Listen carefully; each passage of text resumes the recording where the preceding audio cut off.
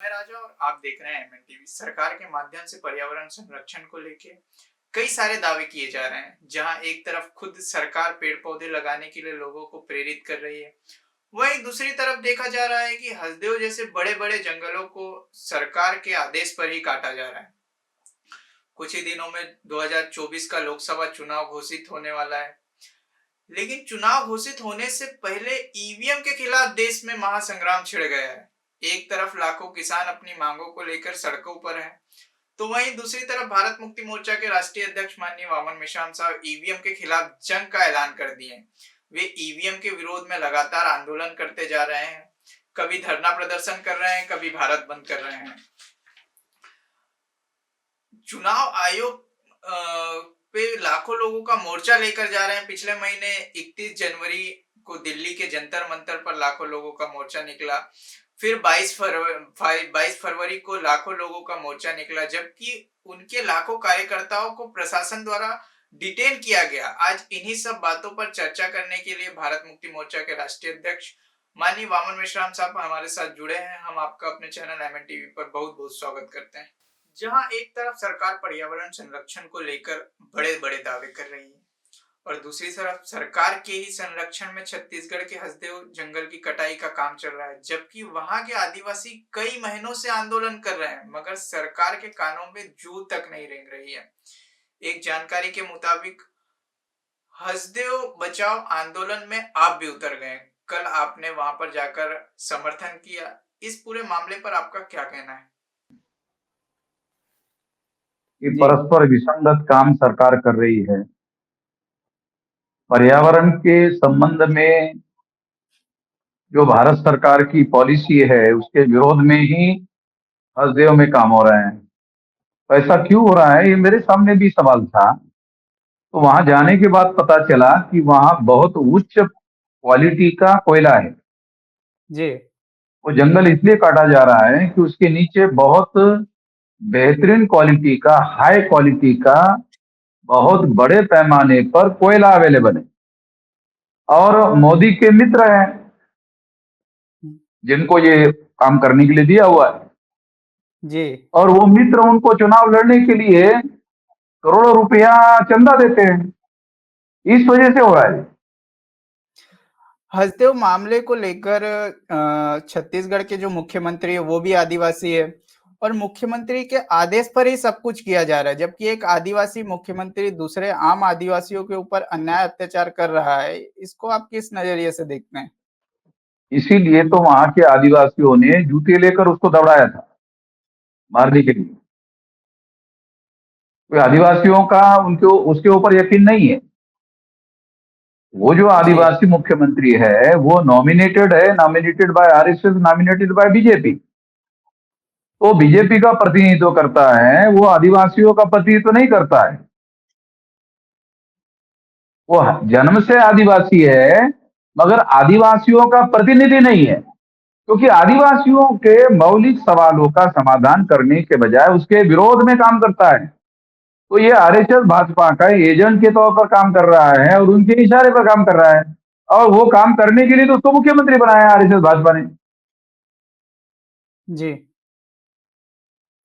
साहब, अभी कुछ ही दिन पहले हमको छत्तीसगढ़ से जानकारी मिली कि जशपुर जिले के आपके कुछ भारत मुक्ति मोर्चा के कार्यकर्ता हैं लोग हैं, उन पे आरोप लगाया जा रहा है कि वो ईवीएम का दुष्प्रचार कर रहे हैं। इस टाइप के आरोप लग रहे हैं और उनके ऊपर एफआईआर दर्ज की जा रही है गलत टिप्पणी को लेके। इस पर आप क्या कहना चाहेंगे?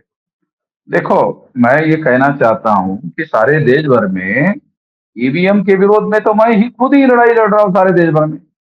जी। सरकार ने तो मेरे खिलाफ में किसी प्रकार का कोई एफआईआर नहीं किया। मैं तो चाहता हूं कि मेरे खिलाफ एफआईआर करे, जी। क्योंकि उनको मालूम है मेरे खिलाफ कोई एफआईआर वो करने वाले नहीं है। मैं जानता हूं ईवीएम के विरोध में हमारे पास पुख्ता सबूत है। ईवीएम से फ्री, फेयर एंड ट्रांसपेरेंट चुनाव नहीं हो सकता है, तो सुप्रीम कोर्ट कह रहा है। हम जी। थोड़ी कह रहे हैं, तो सुप्रीम कोर्ट कह रहा है। तो हम इसके बिल्कुल फेवर में नहीं है कि ईवीएम से चुनाव करवाया जाए। बैलेट पेपर से चुनाव होना चाहिए। और अगर साहब, बैलेट पेपर से चुनाव करने के लिए चुनाव आयोग तैयार नहीं है तो हम अगली कार्रवाई करेंगे। साहब election law and cyber law information technology act 2000 के तहत ईवीएम मशीन को चुनाव में इस्तेमाल करना इलीगल है। इसके बावजूद भी चुनाव आयोग ईवीएम से चुनाव करवाता है। इसके पीछे का क्या कारण हो सकता है? इसी वजह से तो मोदी को लगता है कि तीसरे टर्म में भी मैं ही चुनाव जीत कराने वाला हूं। हाँ, असल में उनका हौसला इसलिए बढ़ा हुआ है कि मेन अपोजिशन पार्टी इसके लिए जो बड़े पैमाने पर लड़ना चाहिए वो लड़ नहीं रही है। मेन अभी अपोजिशन पार्टी जो कांग्रेस है, वो कांग्रेस ने तो इस मशीन को लाया, तो इनको बिली पे कहता है। जी, साहब अभी वो जो इस वजह से ये संकट फंसा हुआ है। जो ईवीएम का वीवीपीएटी जो संकट फंसा हुआ है वो सरकार की वजह से नहीं है, मेन अपोजिशन पार्टी की वजह से फंसा हुआ है। अगर मेन अपोजिशन पार्टी इसके विरोध में बड़ा आंदोलन करे तो ये तो 2 4 5 दिन में बंद हो जाएगा। जी अभी अभी एक जानकारी आ रही है जो वीवीपीएटी मशीन है उसके ऊपर का जो कांच था पहले व्हाइट था, जो हम वोट डालते थे तो वहां पर वो वोट दिखता था। अब उसको एकदम ब्लैक कर दिया गया है। अब वो तो वो दिखेगा तो नहीं सारा प्रॉपर। प्लानिंग का हिस्सा है ना, उनके प्लानिंग का हिस्सा है। ईवीएम के द्वारा वोट के चोरी का प्लान उन्होंने बनाया हुआ है। जी साहब। एक तरफ हम देख रहे हैं कि आप संविधान की बात करते हैं, संविधान के दायरे में रहकर आंदोलन करने वाले लोग हैं और दूसरे तरफ ईवीएम को फोड़ने की बात कर रहे हैं। तो ये तो पूर्णतः असंवैधानिक काम है। इस पर आपका क्या कहना है? जो लोग संविधान द्रोह करने का काम कर रहे हैं, वो लोग देशद्रोह का काम कर रहे हैं, वो हमको संविधान की शिक्षा देंगे क्या? हम कानून का उल्लंघन कर रहे हैं, संविधान का उल्लंघन, और कानून के उल्लंघन में बड़ा अपराध तो संविधान द्रोह है। हम तो जी, संविधान को बचाने के लिए एक्शन ले रहे हैं, जेल में जाने के लिए तैयार है। हम कहाँ बोल रहे हैं कि हम लोग लीगल काम कर रहे हैं? कि वो संविधान द्रोह कर रहे हैं, इसलिए इलीगल काम करके हम ईवीएम को तोड़ेंगे, क्योंकि ये संविधान के विरोध में काम कर रहे हैं, इसलिए हम ऐसा कर रहे हैं। और एक दो जगह नहीं, हम लोग सारे देश भर में तैयारी कर रहे हैं। 12 लाख से लेकर 15 लाख बूथों पर मस्जिद तोड़ेंगे।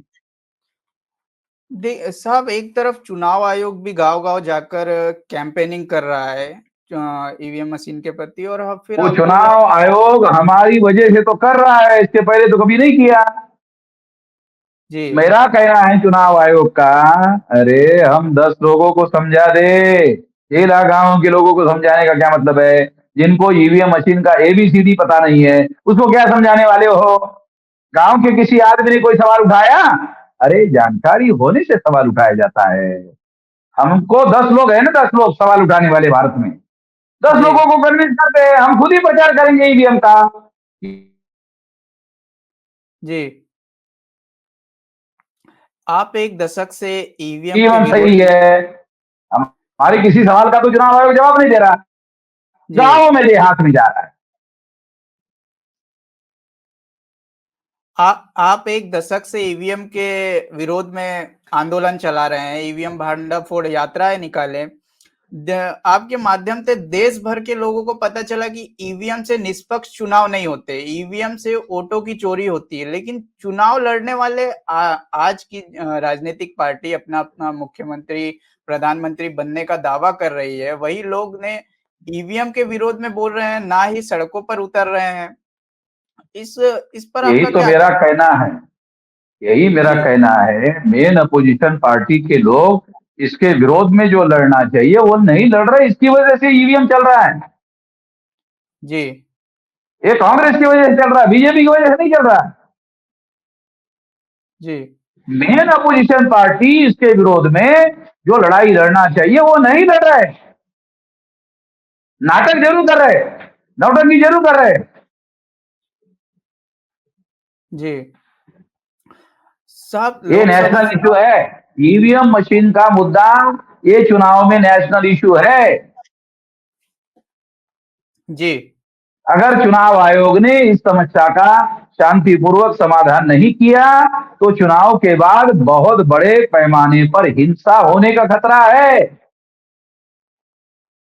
जी। लोकसभा चुनाव सिर पर है, बहुत जल्दी आचार संहिता लगने वाली है, मगर इस बीच गृह मंत्री ऐसा ऐलान करते हैं कि आचार संहिता लगने से पहले सीएए लागू कर दिया जाएगा। उनका अभी हाल ही में बयान आया, आपने सुना होगा, सीएए लागू कर दिया जाएगा। और ये आखिर क्या कारण है कि वर्तमान सरकार सीएए लागू करना चाहती है? सीएए क्या है? आपने यदि वो काफ़ी ऐसा ऐसा करना ही चाहते हैं तो उसके पीछे उनका मकसद है, ईवीएम से वो चुनाव जीत सकते हैं, बैलेट पेपर पर चुनाव नहीं जीत सकते। ये आपने काफ़ी लंबे समय तक सीएए का आंदोलन चलाया देश में। क्या है ये सीएए और वर्तमान सरकार इसको क्यों बार-बार उठाती है? वो जो सिटीजनशिप अमेंडमेंट एक्ट है, वो जी, बहुत बड़ा फ्रॉड वाला मामला है, जो पहले से ही अमेंडमेंट और पहले से ही सिटीजनशिप के संबंध में कानून बना हुआ है, तो उसमें अमेंडमेंट करने की क्या जरूरत थी? जी, वो अमेंडमेंट करने के पीछे चुनाव में इनका 100% विरोध करने वाले जो माइनॉरिटी के वोट है, उनके वोटों को अवैध घोषित करने के लिए कर रहे हैं, और बहुत सारे एससी एसटी ओबीसी के लोगों को इसके वोट जो है वो खराब करने के लिए कर रहे हैं। जी। साहब, ईवीएम को लेके हमारे जो एमएन टीवी के दर्शक हैं, उनको आप क्या संदेश देना चाहेंगे? इस लड़ाई में हमारा साथ सहयोग करो, हम मैदान में निपटेंगे इन लोगों को। अगर ये कानून की बात नहीं मानते हैं तो इनको मैदान में निपटेंगे, इसमें हमारा साथ दो। जी साहब, आपका बहुत-बहुत धन्यवाद। आपने अपना कीमती